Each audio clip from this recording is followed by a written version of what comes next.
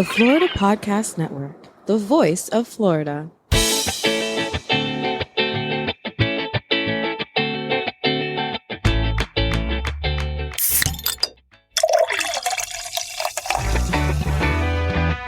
From Mallory Square in Key West to the Governor's Mansion in Tallahassee and all points beyond, you're listening to the Florida Beer Podcast, powered by FloridaBeerBlog.com, your source for all things related to the craft beer community in the Sunshine State.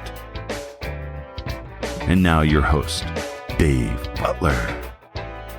I would say something that is Hispanic or Cuban or kind of culturally appropriate for the city of Hialeah. I am not that person. I'm going to avoid that. And I'm just going to say thank yous for listening to another episode of the Florida Beer Podcast, powered by FloridaBeerBlog.com. This is Dave, your host and author. As promised in the last episode, we are back in Hialeah, and we're going to be here for the next 2 episodes because we have an awesome interview. But before we get to that, do not forget, we are on Instagram and Twitter at Florida Beer Blog. Please make sure to follow us. If you're still on the Facebook, if you're still meta questing it up, we are FL Beer Blog. You can find us online at FloridaBeerPodcast.com, FloridaBeerBlog.com. That's where you'll see some of the beers that we mentioned in this episode, and you'll see additional beers later on. We are also a very proud member of the Florida Podcast Network, which has some amazing shows out for you right now, like Techsploration and Florida Man News. If you want to get all the information on the Florida Podcast Network, FloridaPodcastNetwork.com is the best place to be, or you can search for them on Instagram. I know they are there as well. And when you start listening to my show and Techsploration and Florida Man News and all that other fun stuff, make sure that you like it. Make sure that you subscribe to those shows. And if you've got the ability to leave a review, go ahead and leave a 5-star review. It really does help us out a great deal. That would be amazing for you to do. So we're heading to King Fox Brewery today. This is a small brewery along the interstate, or whatever that is, big state road, major state road. And it is the brainchild of Louis and Stephanie Cortina. They are the owners. Louis is the brewer, and they are making some absolutely fantastic beers. Let me just be perfectly honest in saying that. It is a small operation, and it is worth it to go there and just check out what he's doing and see some of the amazing beers. If you have not been reading the Florida Beer Blog, first of all, why aren't you doing that? And second of all, you'll actually see the review of the Smash beer that I just put up on there a couple of weeks ago. For those of you that don't understand what a Smash beer is, it is an acronym for single malt and single hop. And I will be the first one to say that it is amazing what he was able to do with just those 2 ingredients, creating a beer that has depth and flavor and a lot of nuance that just keeps going and going and going. And so we're chatting with Louis and Stephanie because they are co-owners, along with Louis's mom, Gina, who was there in the background, kind of chilling out, which was nice. But we spoke to them about cooking up a brewery, some of the beers that they like to make, and some of the interesting things that they have seen in the craft beer industry here in the state of Florida. Enjoy part 1, and we'll be back soon.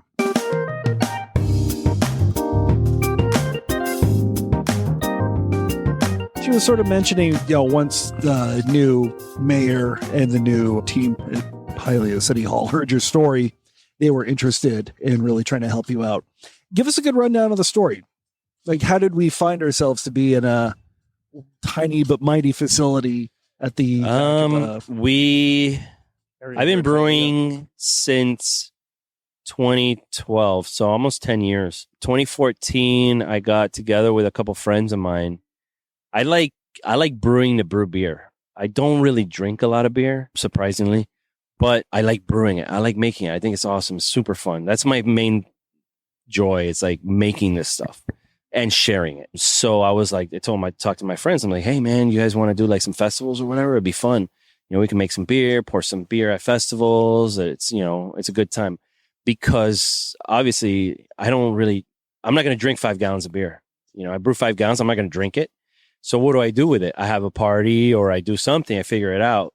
So that was kind of a perfect vehicle for me to be able to brew more beer and not have to drink it myself, which is some people think it's counterintuitive, but it's just the way it is. Like, I'll taste some of it, but I don't even really, even if it's in the house, I'll just, when it was in the house in kegs, I just let it sit there. When people come over, maybe we'll pour some beers or whatever. But majority of the beers that I ever made went out into festivals, which was fun. So we did that for like about a year, and then they got tired of it. They're like, I don't want to keep spending money to give away free beer. And I'm like, I do. Like, I like that. It's fun. I get to brew beer and then give it away and have people enjoy it. That was 2014. So in 2015, my mom's like, hey, your beer's really good. And I got some awards and stuff like that. And she's like, why don't we start a brewery? And I was like, all right, are you sure you want to do this? And she's like, yeah. And I was like, all right, get ready, because this is going to suck. And it did suck. And we're finally here. So and are you still doing the competition tours and stuff like that, doing the circuits? Or I've never been into competitions. The contests that I did enter and then we won were more like judge choice type stuff, right? Not like BJCP or things like that. I did enter GABF with one beer last year and got totally skunked on it. But I'm not a big fan of competitions anyway.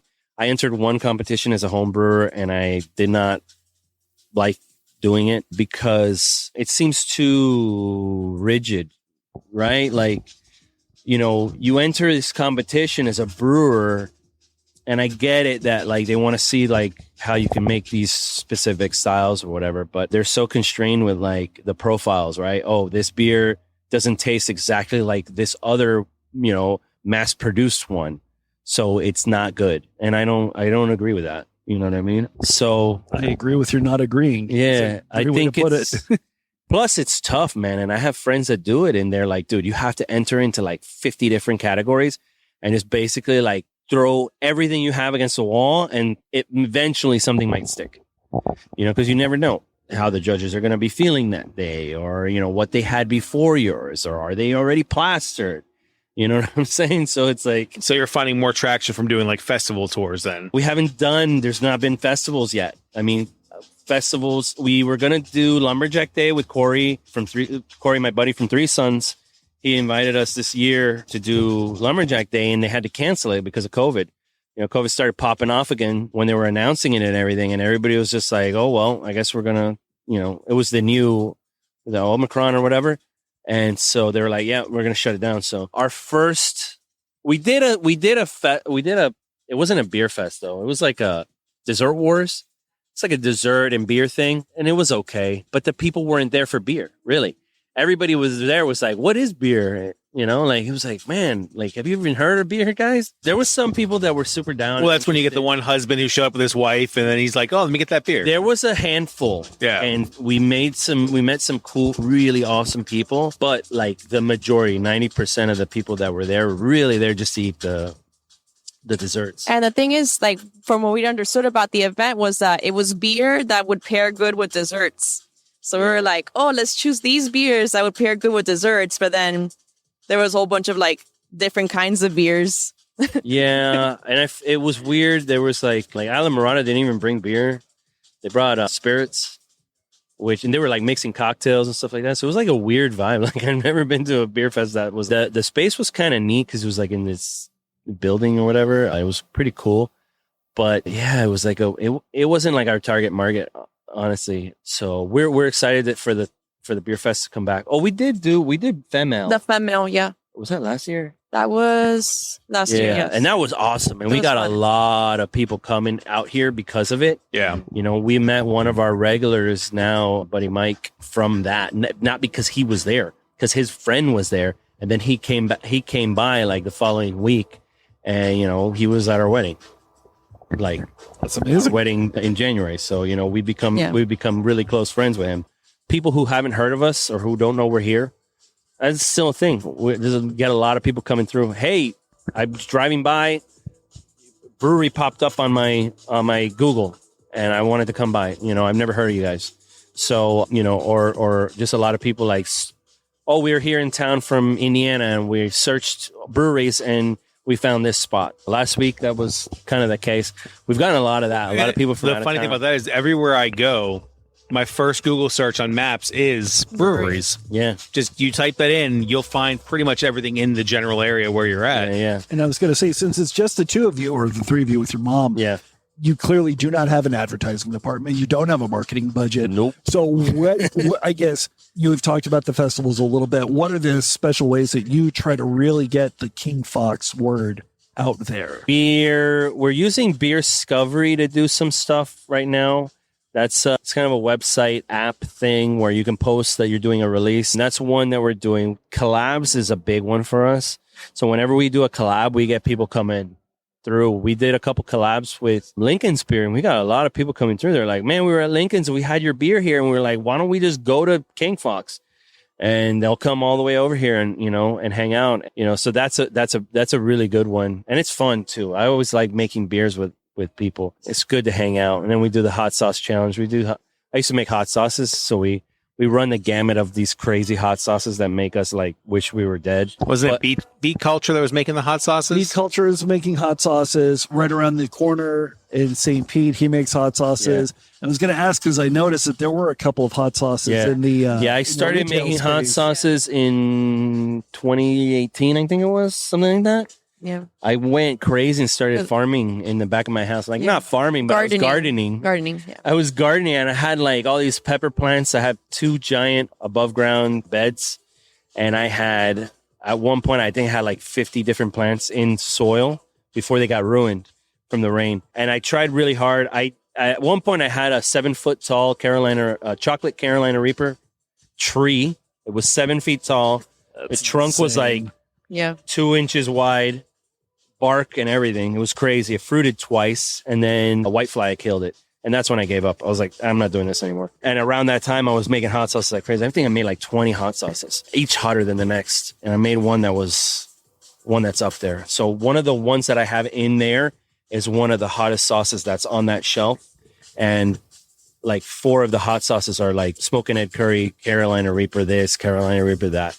So they're the hottest hot sauces you can buy, but they're just, this one's kind of hotter, like a lot hotter. The only one that's hotter than that one is the one, another pucker butt one, which is the chocolate plague. That one messes me up. I hate that one. So yeah, we run through those, hate our life, have fun, make fun of people like crying and stuff. And that's always fun. And then, you get to get your beer out in other places, right? So we'll tend to do a collab where the person, since we don't have a tap room, we can't just sell it ourselves. If we want to do something interesting, we'll send it through distro to that brewery. They'll pick up, a handful, 10, 15 kegs or whatever, and they'll help us out with selling it. So, and your distro story is interesting because you're not a huge facility, but you got involved with 3 Mavens. You got involved with Kevin and Major. Yeah, we had another distribution partner back in the day when we first started, but that did not work out, and it's been like kind of like a fiasco since. But it was the one that But Mavens, Stephanie met Maya through the Pink Boots at a Pink Boots event. Yeah. And she's like, oh, yeah, I have this distribution thing and all this stuff like that. And then we met up with them. We're like, hey, we need outside distribution outside of, these counties that our other distro is taking care of. And they're like, yeah, let's try it out. So they did a big push for us in Orlando. And right now, honestly, like Orlando takes, I think, more of our beer than anywhere else. Orlando's crazy for our beer, which is good. A lot of places up there there's a lot of places that sell beer up there. There's a lot more craft beer bars. But it's Orlando. And it's tourists. I used to live there. I know what it's like. Yeah, but dude, there's a lot of craft beer. But look at the Orlando brewery list. Yeah. There's some phenomenal breweries up there. And a lot of craft beer, straight up craft beer focused bars. And you can which blink and you're in Tampa, St. Pete area. You have a Union, Exit 1. You used to have Box Elder. They're not here anymore. There's like Opportunities and Craft Beer Cellar, a couple other places, right? But there's no straight up craft. Aside from those guys, there's not like that many straight up craft beer places. I might find a restaurant that carries a lot of craft beer or whatever, but not straight craft beer, which there's a lot more of in Orlando. And so that's where we sell a lot of our beer. last year when we were with this other distributor, our main focus through them was to do a core Hefeweizen, which I love that beer. I think it tastes awesome. It's one of my favorite beers to drink. It's delicious. It's very similar to like your Weihenstephaner Hefeweizen. It's got all the clove and the banana and all that, but it's 6%, 6.4%. So, kind of high for a Hefeweizen. Yeah, it is. It was not intentional, but that was like the second beer I ever brewed on this system. And then you got your learning curve, but people loved it and I loved it and everybody loved it. And I was like, well, you know what? Why not make a 6.4 Hefeweizen? So that's where it stuck. And we were moving a ton of that, but it was because we were moving into restaurants and bars and things like that. And that's the type of beer that if you have it all the time, people will buy it like crazy. We still sell it there's a couple of places that still buy a lot of it. 15th Street Fisheries is one. They're in Fort Lauderdale and they buy a ton of it. They love it. It's, so we kind of, now we've gotten to the point where we're just kind of making it for those people where we were making 2-3 batches a month. Now we're only making like one every couple of months while they go through it. And Three Mavens has been awesome because they're like, well, we don't want you to do cores. We want you to just go crazy and do all the cool stuff. So that's what we've been doing, do a lot of Pilsners, a lot of IPAs, which is one of the things that I've been doing for the longest. I've been making IPAs, these hazy style IPAs since I discovered Heady Topper back in 2013. When people were telling me you can't make a beer like this because it's not clear, it's got to be clear. It's got to be clear. I'm like, no, that's pretty good. Yeah, that one looks like cream of chickens. It really does, but it's fantastic. But so that's one thing that I love to do, and it's in demand, so it's good. But I also like to do classic stuff, so like we did Dunkel Weissen recently. You are one of the few people that I've seen that had a Dunkel Weissen, and I felt like I want it. I really, because it's one of my absolute favorite styles. Go get some. Yep. Yeah, go get a couple samples. And it's funny because do you get a lot of people, especially when it comes to the Dunkel, when it comes to some of these styles, they're like, they come in and it's almost the exact opposite problem. Not that they don't know some beer styles, but because they want to go for the stuff that looks like, orange or chicken soup. It smells like orange juice. Yeah. But then they've got kind of a, they don't want to go for the easy stuff, or they don't want to go for the stuff that doesn't look DDH. Yeah. When we drink beer, we like that type of stuff. I rarely drink IPAs. I love brewing them. It's so much fun. I love all the different complexities and flavors that you can bring out and all the different types of hops. But it comes down to a lot of, it's the Budweiser syndrome. People think Budweiser is super easy to make, super easy to pick up. Anyone can do it and produce it well. If you screw up a Pils, you screwed up. Yeah. You can taste it. You screwed up. Yeah. There is no coming back from it. Yeah, I mean, this, there's you nowhere can to hide. so much crap in that. It can't hide from me, man. I'm not saying you can't. can. Good enough that I can figure it out. You know what I'm saying? The average person isn't picking up on all the mess Yeah. ups. Yes. Well, I guess let's go ahead and Sometimes, yes. Let's ask you the question. Which one's harder to make? The double dry hop, Valley of the Shadow, the 10.8 monstrosity that I just had, or the Dunkel Weissen that is coming out right now? All right. Well, obviously, I'm always going to say that one's easier because I've been making the Hefeweizen so much that I can do it in my sleep. And this is basically the Hefeweizen dark. So it's the same beer. It's just dark. But I will say this. You're gonna pause for a second because this is one of the best aromas I've ever had. This is correct. This is correct. Yeah, I like that beer. I think the answer to this is something that, people always say the same thing. Oh, it's easier to make an IPA. It's easy to make an IPA because you just put a ton of hops in it. But if you want to make a good IPA, it's not that easy. If you want to make like a great IPA, it's not that easy. A lot of people can make whatever IPAs, but making a very, very good IPA is a little bit more difficult than that. And because we have RO water, because I build up my water profile from scratch, I kind of have like an edge on some places that don't have that, and it's the same reason that you see that Invasive Species is one of the best IPA breweries right now. Why? They have a big RO system. The guy that Phil, so one of the brewers there, he actually went to school with the owner of Dovetail out in Chicago. Dovetail is one of my absolute Dovetail favorites. is legit my favorite They are Chicago brewery. incredible. Maybe even my favorite brewery. And they, we were talking to them and he's like, oh yeah, I went to school with Phil, and he's like, I was telling him that, we have RO water, Invasive has RO water. And he's like, oh yeah, we do RO water too. So, it's like, it kind of makes sense. If you can start off with a good base and your water profile, then you have an edge. I'm not going to say that our IPAs are better than anybody else's or that anybody else's IPAs are worse than ours or whatever. No, but you get a cleaner tasting IPA. It's easier for me because I can build up my water and I don't have to guess that it's, going to be like this or like that. Plus, I've been making them so long, and it's easy to build the rest. I can make an IPA recipe in 5 minutes, and I'm not just using the same recipe. And that's something that I've started doing here. Is every recipe for an IPA that I make here is different. All the grains are different. The hops are obviously going to be different, but what you tend to see with a lot of places, and the reason that people say, oh, this beer tastes the same. Every IPA from them tastes the same. Well, every IPA tastes the same because maybe they're using the same recipe. You figure out a one that works and you use it and you just change the hops.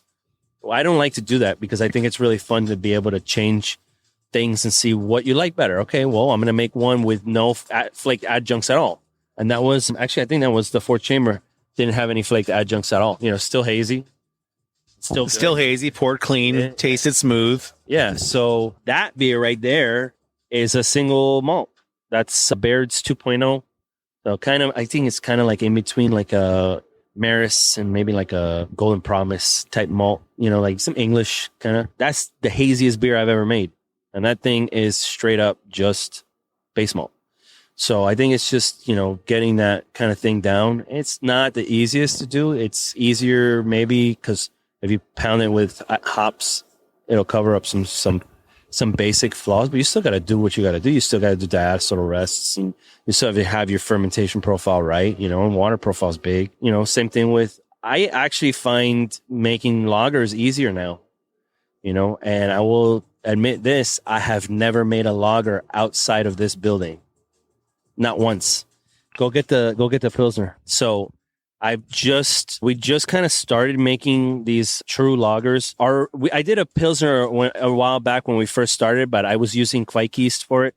And that was something that I was planning on doing a long time ago, was to do a lot of Kveik.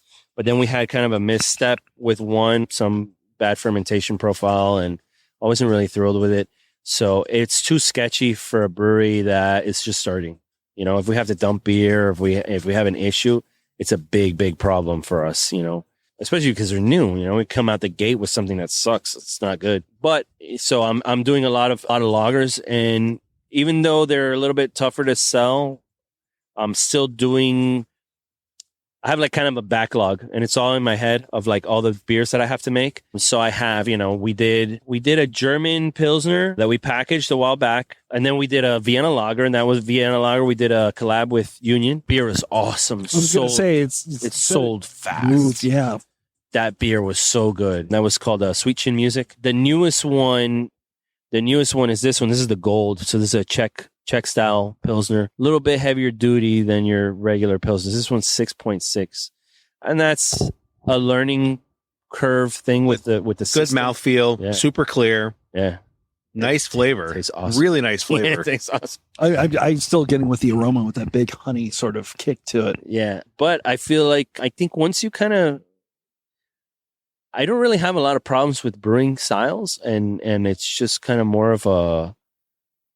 If you know how to brew enough, if you know enough about doing this thing, you can kind of figure it out. You know what I mean? That's what I've been doing. The Hefeweizen, I've never made a Hefeweizen outside of this building. My old distributor was like, hey man, you're going to do a pilot batch on your homebrew system for the Hefeweizen? I was like, why would I do a pilot batch there?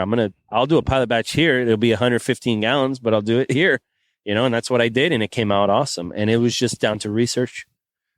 Once you know your fermentation, once you can figure out what the yeast manufacturer recommendations are for fermentation, and then do your research, look online, figure it out. It's not that difficult. I've never made a Dunkel Weissen in my life.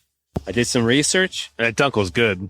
I figured out kind of what I would like to see in the Dunkel, and it turned out awesome. I think it's really good. And it's actually so good that there's 2 German bars in Orlando that want to make this permanent. So we're working on that now.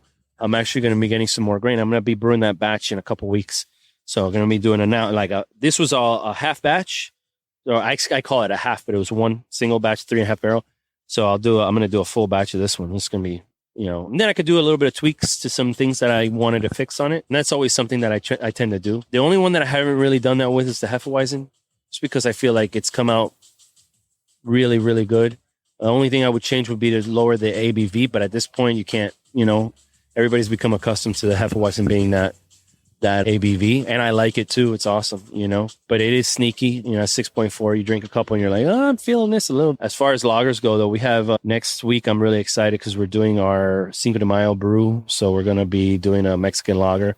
Got that coming. We're going to do package on that one, half package, half kegs, so we'll have a little bit for some bars. People can come pick some up, and then you can see some around town in package. The next lager after that is actually going to probably be the Schwartz beer. I'm going to make a Schwartz beer. Never made one before. I like Schwartz beers. I think they're delicious. So I'm going to make one, and then big stouts. Just made a big, gigantic, humongous barley wine, biggest beer I've ever made. Shooting for 16. I got to take the gravity on it to see if it hits 16. And it's going into barrels, and it's their grape brandy. Okay, I was going to say, what kind of barrels are you using? Great. These ones, those 2 up there, grape brandy. So cognac, I'm doing quote fingers cognac, right? These barrels came from my barrel guy that unbranded. I did a beer with unbranded recently. It was a brown ale, Imperial brown ale. So big, like 9% brown ale, which isn't really a style, but we're like, this sounds like fun. We want to make a brown ale, put it in barrels. It's got to be big. So he ordered these barrels, and then we kind of split it a little bit, and then he hooked us up with a Lance from Brandon. Awesome. They're awesome. I love those guys. And they hooked us up with the rack so we can, fill that bad boy up. And I'm on the fence as to whether or not I'm going to double barrel it, but we'll see. I have a target kind of that I'm going for that, or as far as like what my intent is for this beer. The devil is in the details. So if you know the deal, you'll know what I'm talking about. And we'll see how it turns out. We did a big barley wine before and it was awesome. So this one, unfortunately you won't see it for a year or 2, but it'll be good. I think it'll be good.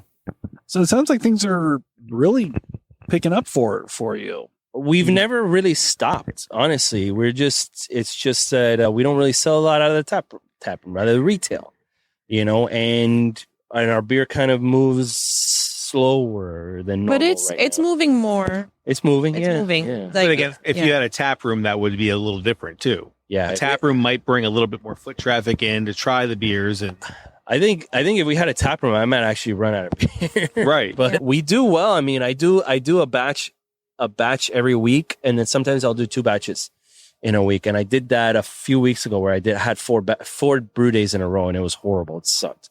I do everything on my own. I brew by myself. My dad has kind of become, he helps me out. He's become my grain out guy. So he'll help me with some other stuff while he's here, and he helps me canning. He helps with bottling. Cleaning kegs. He helps with cleaning kegs and all that stuff. But on a brew day, I kind of like to brew on my own.